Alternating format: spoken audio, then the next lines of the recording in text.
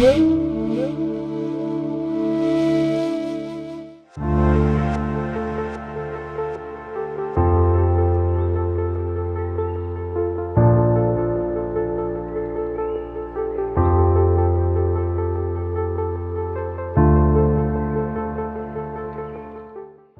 कृष्णा। तो यह अध्याय तीसरे अध्याय का अंतिम श्लोक है, 43वां अध्याय श्लोक, और इस अध्याय का नाम है कर्म योग। आज हम लोग इस अध्याय को पूर्ण कर रहे हैं, एक तरह से समाप्त कर रहे हैं। समाप्त मतलब फिनिश नहीं होता, समाप्त का मतलब होता है सम्यक रूपेण आप्तः इति समाप्तः।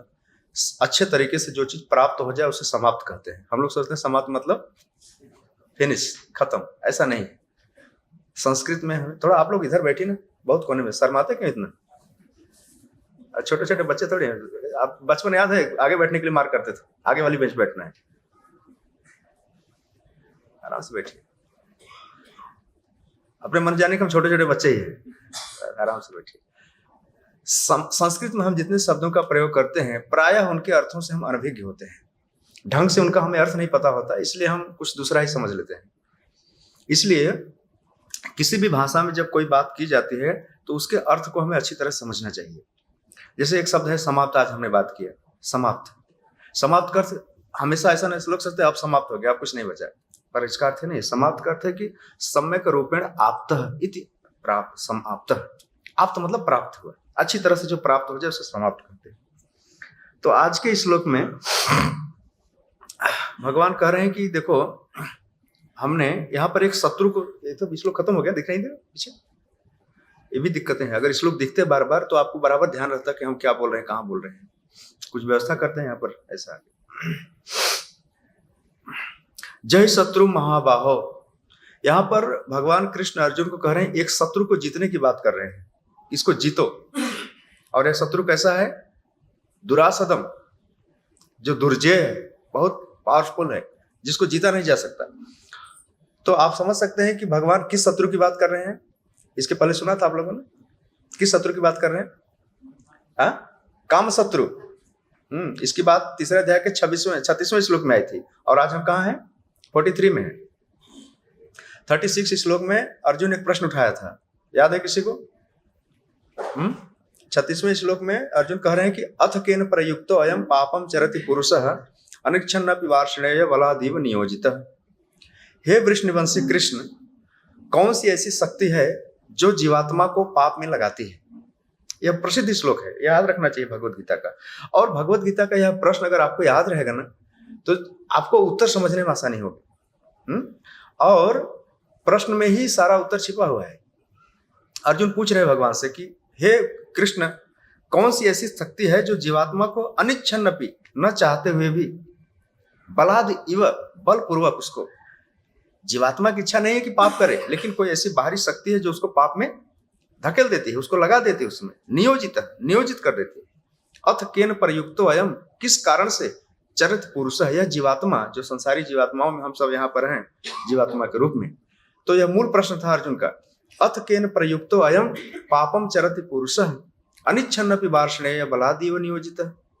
तो अर्जुन भगवान से पूछ रहे हैं कि प्रभु, कहीं ऐसा तो नहीं कि आप ही जीवात्मा को गलत काम में लगा देते हैं?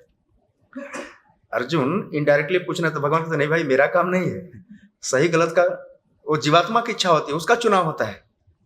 तो 37 श्लोक में भगवान उत्तर दे रहे हैं कि काम एषः क्रोध एषः रजोगुण समुद्भवः महासनो महापापमा विधियेन हि वैरिणाम। हे कृष्ण, हे अर्जुन, यह काम शत्रु जो है और क्रोध जो है, ये जीवात्मा के दो बड़े शत्रु हैं। इन्हीं की आप, लेकिन भगवान इसमें काम को बताते हैं क्योंकि काम सबसे बड़ा है। उसके बाद क्रोध है, लोभ है, मोह है, मद है, मत्सर है।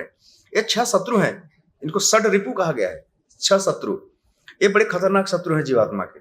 अगर इन शत्रुओं को आपने जान लिया, पहचान लिया, इनको हैंडल करना सीख लिया, तो समझो आप असली हीरो हो, विजेता हो। जिसने अपने काम को नहीं जीत पाया, क्रोध को नहीं जीत पाया, लोभ को नहीं जीत पाया, मोह मद मत्सर को नहीं जीत पाया, तो वह विजेता होकर के भी फेलियर है।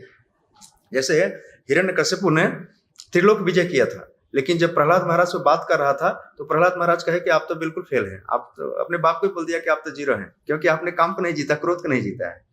किसी बड़े आदमी को बोल दीजिए कि आपका स्वास्थ्य ठीक नहीं है, बोले हाँ थोड़ा गड़बड़ चल रहा है, आजकल आपके दिन अच्छे नहीं चले, हाँ ठीक है, खाली आप उसको बोल दीजिए कि तुम बुद्धू हो तो उसको बुरा लग जाएगा, राइट। उसको बोल दीजिए तुम कामी हो, उसको बुरा लग जाएगा। तुम क्रोधी हो, उसको बुरा लग जाएगा। तुम लोभी हो, उसको बुरा लग जाएगा। तो ये जो उसके असली शत्रु है ना, असली दुखती नस को आप दबा दोगे ना तो उसको बुरा लगेगा, ऐसा है। तो काम क्रोध जो है जीवात्मा के असली शत्रु हैं। इन शत्रुओं को समझना हमें और इनको खदेड़ कर बाहर निकालना है। इस शरीर के अंदर जो बैठे हैं इनको भगाना है, और भगवत गीता उसकी बात कर रही है। भगवान कह रहे हैं कि जीतो इनको। तो जब अर्जुन ने प्रश्न उठाया कि कौन लोग हैं, कहां से इसका उत्पन्न होता है जो इसको पाप में लगाता है, तो भगवान कह रहे हैं कि रजोगुण से उत्पन्न होता है। रजोगुण समुद्भव महासनो महापापमा। ये बहुत खाते हैं, इनको कितनी भी खुराक दो कभी तृप्त नहीं होते। मनुष्य की जितनी कामनाएं हैं, इच्छाएं हैं, जितना भी सप्लाई करते जाओ, नहीं बोलते कि नहीं भाई एंड हो गया, बस इच्छा बढ़ती जाती है। तो इसका महाअसन मतलब खाना, संस्कृत के बड़े शब्द सुंदर सुंदर हैं। बहुत खाते हैं, इनका खुराक बहुत ज्यादा है। और फिर क्या करते हैं, महापापमा, ये बड़े महापापी भी हैं, जीवात्मा से बड़े बड़े पाप करवाते हैं। आज तक यही लोग तो करवा रहे हैं। भगवान कह रहे हैं कि यही लोग जीवात्मा को गलत कार्य में लगाते हैं। कौन? काम ऐसा, क्रोध ऐसा, रजोगुण समुद्भव, महासनो महापापमा, विधि नहीं बैरिणाम। इनको ही अपना असली शत्रु जानो।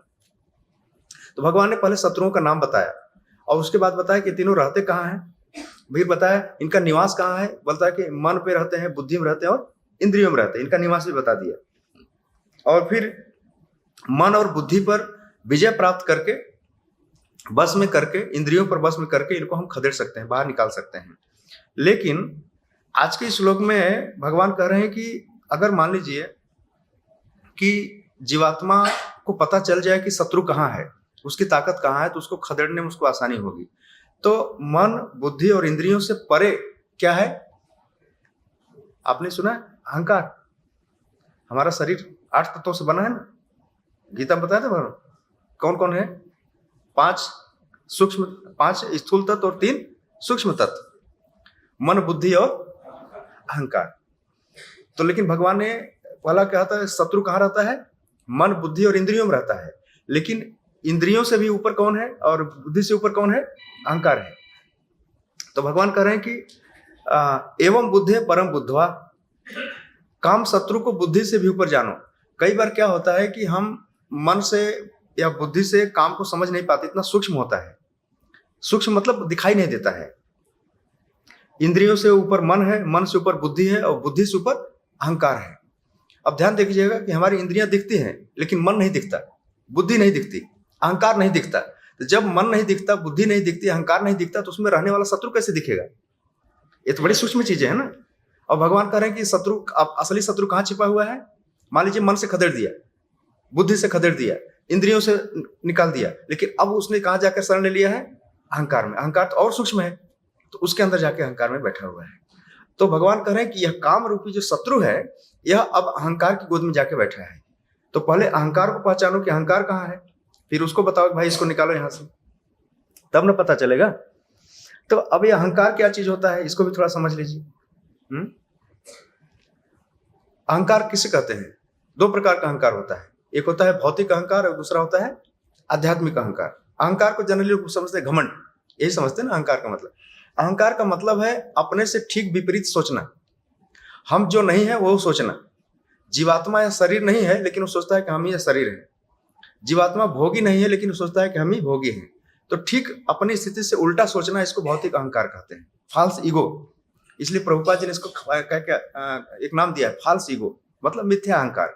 जो हमारा अहंकार है वो सच्चा नहीं है, वो मिथ्या है। जिससे एक बात पता चलती है कि भाई अगर मिथ्या अहंकार है तो सच्चा अहंकार भी होगा। सच्चा अहंकार क्या है? मिथ्या अहंकार में तो काम शत्रु छिप सकता है, लेकिन जहां सच्चा अहंकार है वहां काम शत्रु नहीं टिक सकता है। सच्चा अहंकार में जीव यह सोचता है कि मैं कृष्ण का दास हूं, यह रियल ईगो है, यह आध्यात्मिक अहंकार है। और जब मिथ्या अहंकार होता है, जो भौतिक अहंकार है, उसमें जीव सोचता है कि मैं भोगी हूं, मैं कृष्ण से स्वतंत्र हूं और भौतिक प्रकृति पर मेरा नियंत्रण है, संसार पर मेरा वर्चस्व है, मैं भोग सकता हूं। यह मिथ्या अहंकार है, यह भौतिक चेतना है। तो जब हम भौतिक चेतना में होते हैं तो सबसे पहला हमारा लक्षण होता है कि हम भगवान को सरेंडर नहीं करना चाहते। और संसार में जीवों की हालत यही है, हम सारे लोग भौतिक चेतना से ग्रसित हैं। हम में से कोई भी भगवान को सरेंडर नहीं करना चाहते, कहते नहीं हमको फ्री लाइफ जीना है, बिंदास जीना है। तो फ्री लाइफ बिंदास के चक्कर में देखो कैसी हालत हो गई है। काम शत्रु ने पीट पीट करके उसकी हालत खराब कर दी है, राइट। काम, क्रोध, लोभ, वो जितना भी ऑर्डर करता है ना, बोलता है सिगरेट लाओ तो हाँ सिगरेट के लिए दौड़ता है, पिज्जा लाओ तो पिज्जा के लिए दौड़ता है। इंद्रियों की जो डिमांड है, और इंद्रियों के ऊपर मन है, और मन के ऊपर बुद्धि है, बुद्धि के ऊपर अहंकार है। तो सूक्ष्म से शुरू होता है और स्थूल की तरफ आके होता है, आकर के एग्जीक्यूशन में आता है। तो जो कामनाएं हैं वह सूक्ष्म विचारों से प्रारंभ होकर के अहंकार को प्रेरित करती है। अहंकार बुद्धि को ऑर्डर देता है, बुद्धि जो है माइंड को ऑर्डर देता है, और माइंड जो है इंद्रियों को एक्टिव करता है, और फिर इंद्रियां एक्टिव होकर के उसकी सप्लाई करती है। इस तरह से पूरा इसका सिस्टम है। तो मिथ्या अहंकार को समझना बहुत जरूरी है। अहंकार में क्या होता है, काम शत्रु की स्थिति जो है बुद्धि से भी ऊपर है। इसलिए आज भगवान कह रहे हैं कि एवं बुद्धि परम बुद्धवा, बुद्धि से भी ऊपर जानो इसको। तो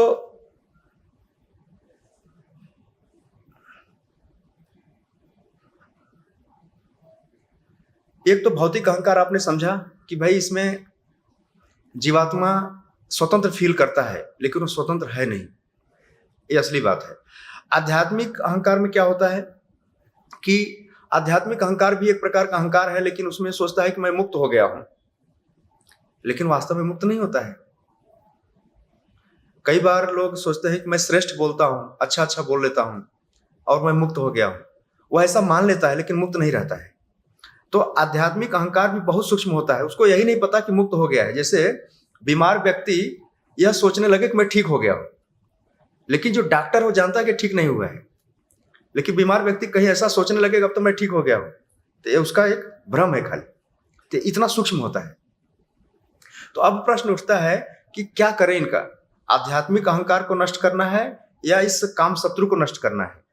तो प्रश्न उठता है न तो अहंकार को नष्ट किया, जैसे भाई कहें कि अपना बुद्धि खत्म कर दो, बुद्धि नहीं समाप्त की जा सकती, मन नहीं समाप्त किया जा सकता, इंद्रियों को निकाल कर फेंका नहीं जा सकता है, बुद्धि को काट के फेंका नहीं जा सकता है, अहंकार को शरीर से बाहर निकाला नहीं जा सकता है। तो प्रश्न उठता है कि किया कैसे जाए, इनको हैंडल कैसे किया जाए।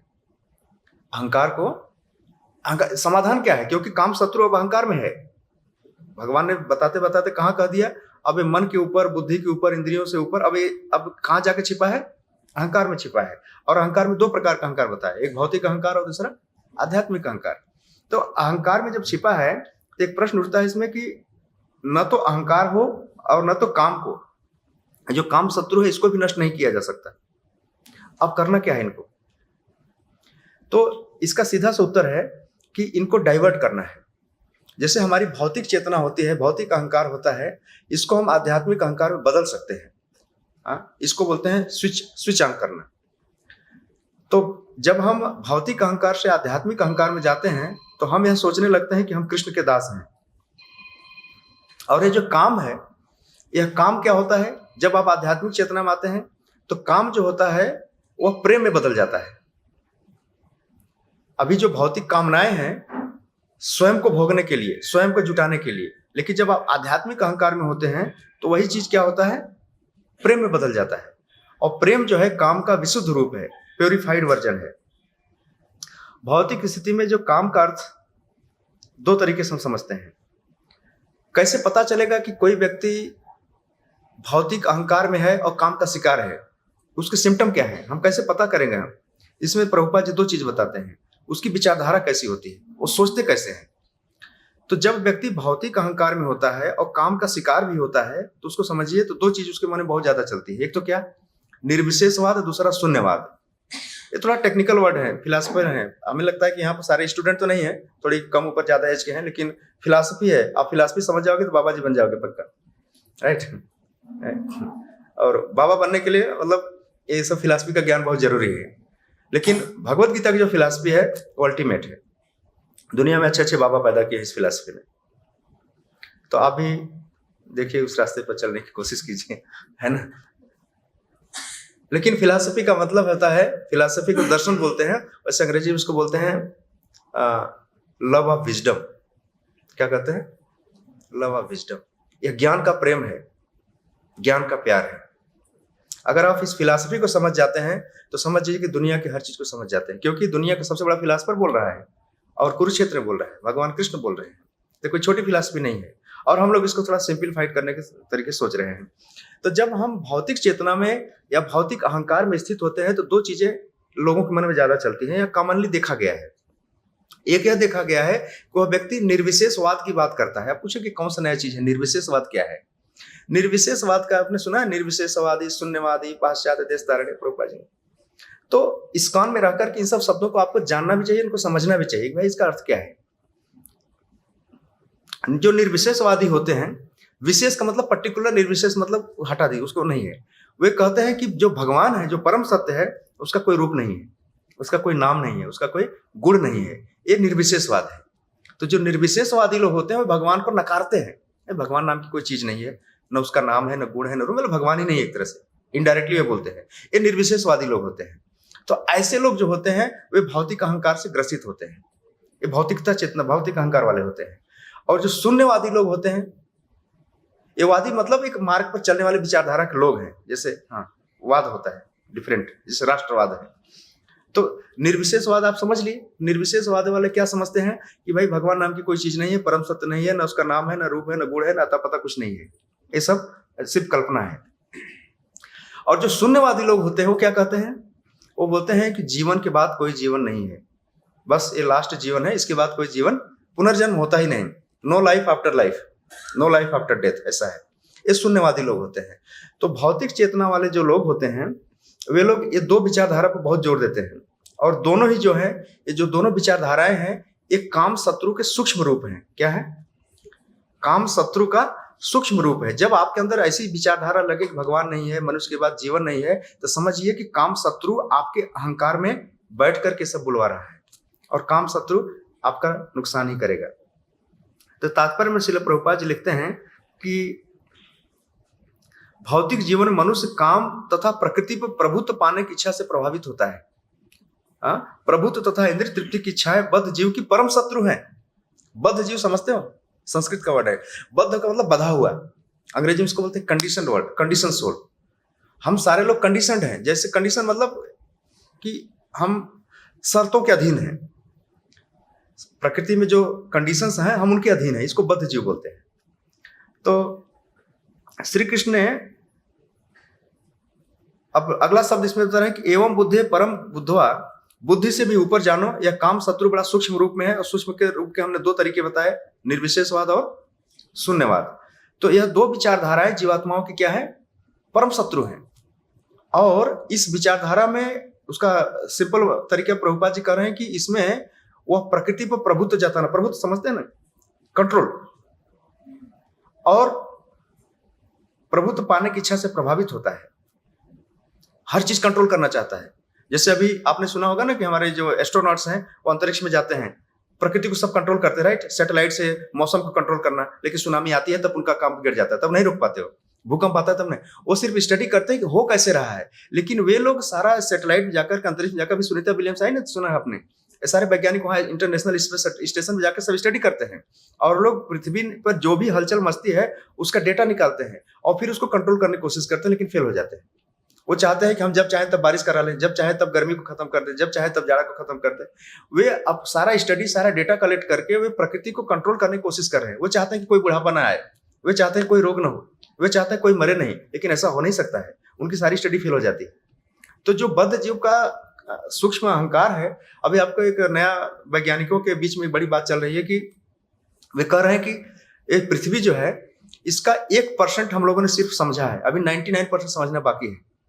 जिस दिन हम लोग 99% समझ जाएंगे उस दिन पूर्ण वैज्ञानिक बन जाएंगे, कंप्लीट साइंटिस्ट हो जाएंगे।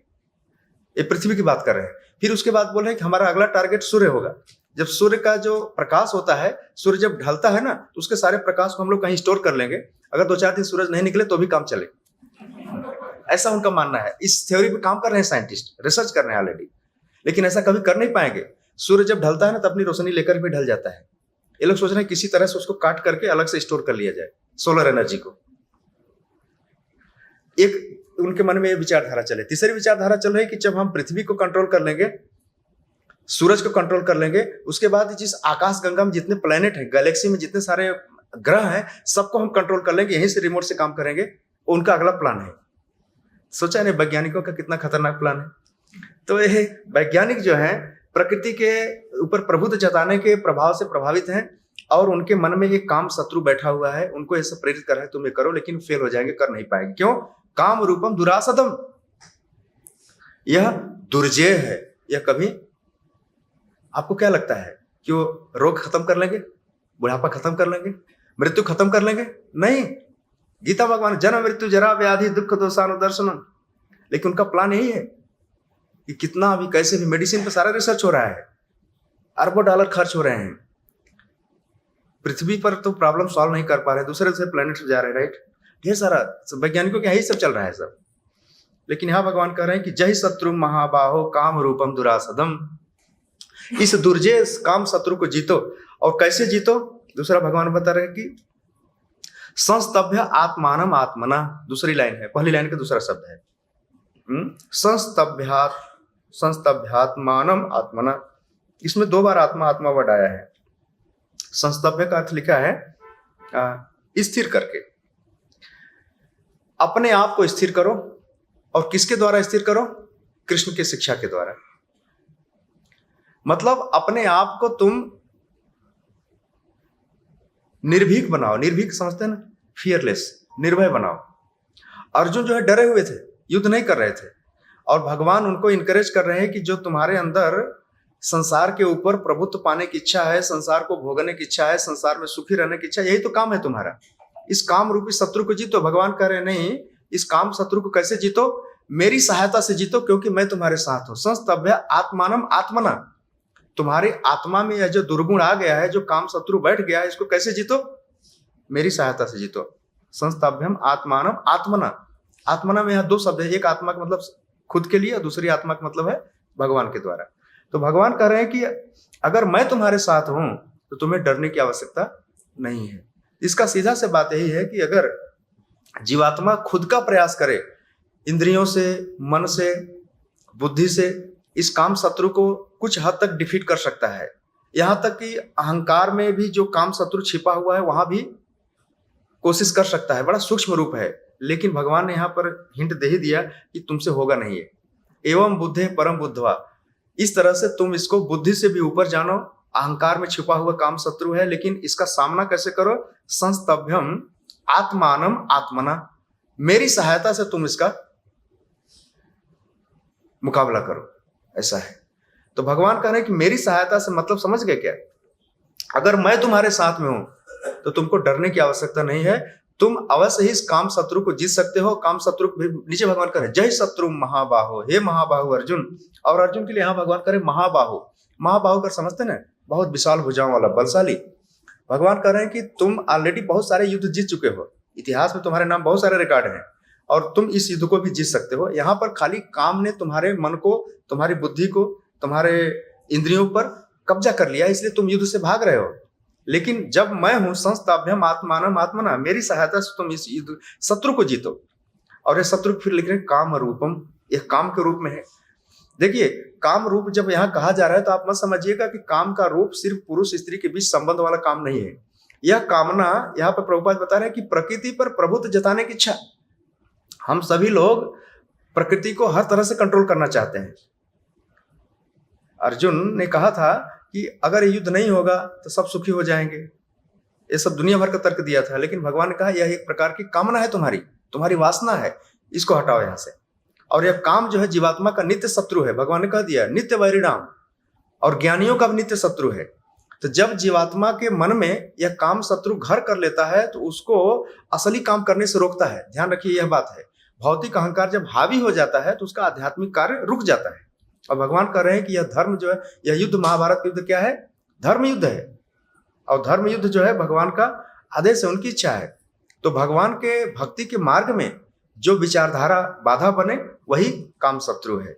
वही सूक्ष्म रूप में है, निर्विशेषवाद है, शून्यवाद है, प्रकृति के ऊपर प्रभुत्व जताने की इच्छा है। कई बार लोग बोलते हैं मनुष्य के बाद कोई जीवन नहीं है, ऐसा बोल देते हैं ना। किसने देखा है मरने के बाद क्या होगा? ऐसा बोलते हैं ना। लेकिन उनको ये नहीं पता कि भगवान कहते हैं कि आत्मा नित्य है, शाश्वत है। यह शरीर क्षणिक है, शरीर बदलेगा, लेकिन आत्मा देहिनो अस्मिन् यथा देहे, दूसरे शरीर में जाएगी और दूसरा शरीर भी मिलेगा। तुम्हारे इनकार करने से, तुम्हारे नकारने से सत्य थोड़ी बदल जाएगी। और मनुष्य जीवन में जो निर्विशेषवाद की बात है, शून्यवाद की बात है, सूक्ष्म अहंकार की बात है, ये सब अप्लाई होगा। कर्म का नियम सारे मनुष्यों के ऊपर लागू होता है और यहाँ मनुष्यों के समाज में गीता सुनाई जा रही है। तो मनुष्यों को बड़ा सावधान रहना चाहिए कि कहीं हमारे मन में तो विचारधारा नहीं है। एक बार एक चारवाक ऋषि करके था, नाम सुना आपने? उसने कहा कि मरने के बाद कुछ होता नहीं, किसी ने देखा नहीं, इसलिए जब तक जियो तब तक मौज से जियो, और पैसा नहीं है तो कर्ज लेकर के घी पियो। मांस खाने के लिए नहीं कहा, घी पियो। ऋणम कृत्वा घृतम पिबेत, जावत जीवेत सुखम जीवेत। फिर पूछा, फिर बोला कि भस्मीभूत से देह से पुनः कुतरः पुनः ऐसे लिखा है, कुतः पुनरागमन भवेत। जब यह देह भस्म हो जाता है तो फिर लौटकर कौन आता है? कोई नहीं देखता है, ऐसा लिखा है। भस्मीभूत से देह से पुनः कुतः पुनरागमन भवेत, ऐसा लिखा है। तो ऐसी फिलॉसफी लोगों के मन में विचारधारा, देखिए आज कलयुग में प्रभुपाद जी जब अमेरिका गए तो वहां पर ये दोनों विचारधारा के लोग बहुत थे, भगवान को नहीं मानने वाले और जीवन के बाद कोई जीवन नहीं है। ये बड़ी खतरनाक विचारधारा है और इसी विचारधारा के बस में आकर के जीवात्मा सब गलत काम करने लगता है, ईश्वर का विरोधी हो जाता है, उसका ज्ञान हर लिया जाता है। इसलिए भगवान ने कहा था कि ज्ञानी नाम नित्य वैरिणाम, यह ज्ञानियों का नित्य शत्रु है अर्जुन, इसको तुम जीतो। तो चलिए एक दो उदाहरण देख लेते हैं कि भगवान ऐसा क्यों कह रहे हैं कि संस्तभ्यम आत्मानम आत्मना। ये बड़ा इंटरेस्टिंग है कि जहां मैं हूं, अगर मैं तुम्हारे साथ खड़ा हूं तो इस काम रूपी शत्रु भले ही दुर्जय है, भले ही बड़ा पावरफुल है, डिफिकल्ट है, लेकिन इसको जीता जा सकता है। आइए कुछ उदाहरण देखते हैं शास्त्र में। तो एक बात ध्यान रखिए कि जहां श्री कृष्ण है वहां निर्भयता है, वहां आप निर्भय हो जाओ। प्रभुपाद जैसा शुद्ध भक्त, उनका नाम ही अभय चरणारविंद। निर्भीक होकर के, इस दुनिया में हर व्यक्ति डरा हुआ है कि नहीं डरा हुआ है? सबको डर है। एक साइकोलॉजी में 500 प्रकार का डर बताया गया है। कितना? 500 प्रकार के फियर होते हैं हमसे। हमारे मन में 24 घंटे में रिसर्च बताती है कि दिन में कितने प्रकार का भय हमारे मन में आता है। पैसा खोने का भय, नौकरी जाने का भय, सुंदरता खोने का भय, नाम खराब होने का भय, रिलेशन खराब होने का भय, स्वास्थ्य खराब होने का भय, परीक्षा में फेल होने का भय, रोड पे चल रहे एक्सीडेंट होने का भय, फ्लाइट उड़ गई लैंड करेगी नहीं करेगी उसका भय है कि नहीं है? हम हमेशा भय के वातावरण में हैं। इस तरह से 500 प्रकार का भय बताया गया है। तो जीवात्मा हमेशा भय के चारों ओर से घिरा हुआ है। लेकिन भगवान कह रहे हैं कि जहां श्री कृष्ण है वहां निर्भयता है, वहां कोई डर नहीं है, वहां निर्भीकता है। तो एक रामायण में भगवान राम एक वचन देते हैं, वाल्मीकि रामायण में युद्ध कांड में, कि जीवात्मा का जो डर है वो क्या है पता है? जब वह भगवान को भूल जाता है तब से उसका डर चालू होता है। आपने देखा है प्रहलाद को?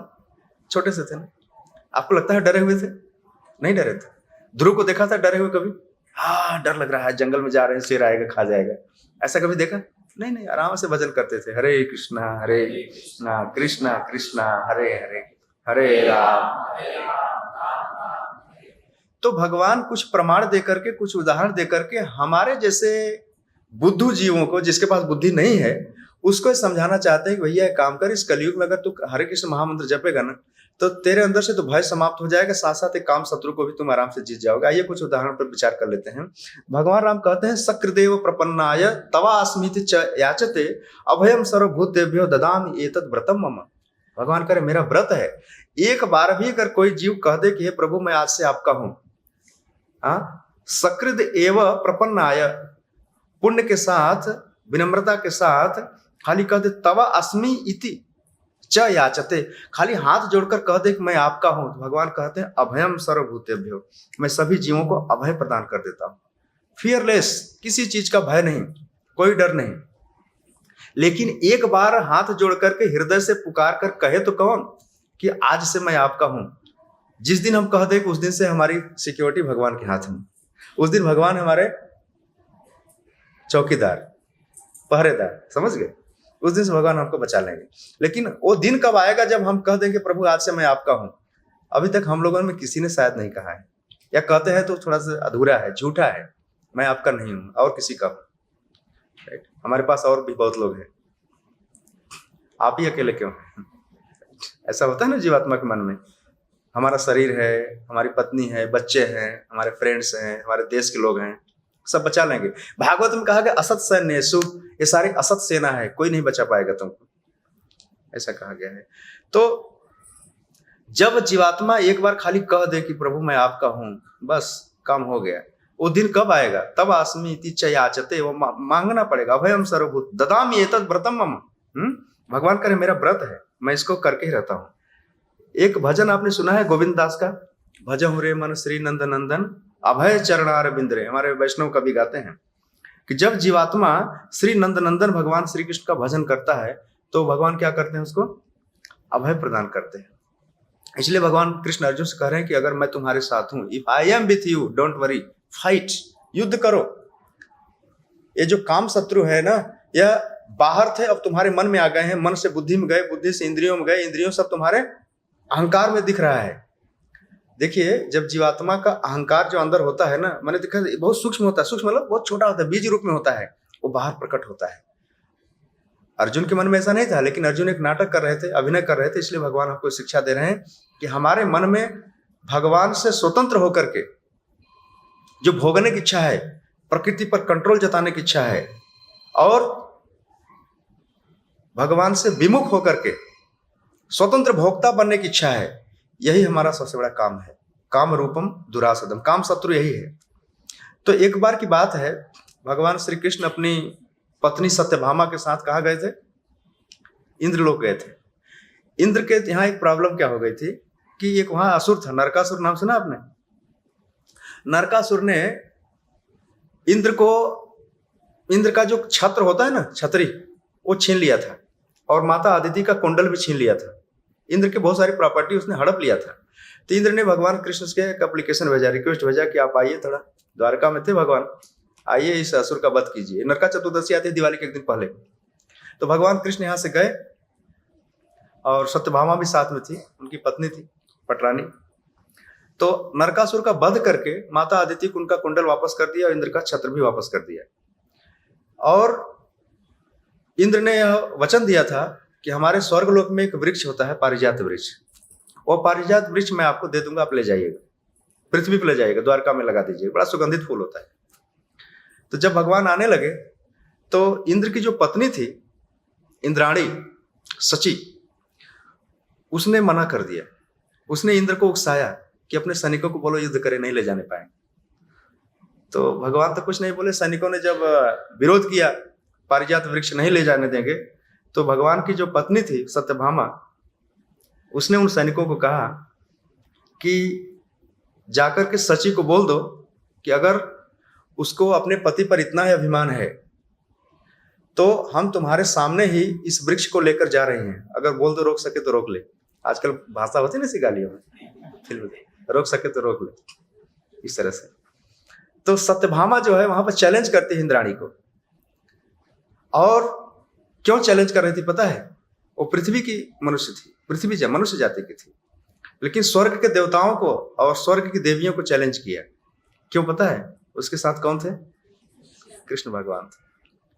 तो कृष्ण के साथ में रह करके कोई किसी को भी चैलेंज कर सकता है, और उठा के भी लाया भी। इंद्राणी देखती रह गई, सारे सैनिकों भी देखते रह गए, कुछ नहीं हुआ, और ला करके द्वारका में उसको प्लांटेशन कर दिया उसका। प्रभुपाद जी एक उदाहरण देते हैं कि जैसे एक पुत्र होता है ना, वो सबसे ज्यादा निडर कहाँ होता है पता है? अपने बाप के संग में। कितनी भी भीड़ हो, सामने कितने भी लोग हो,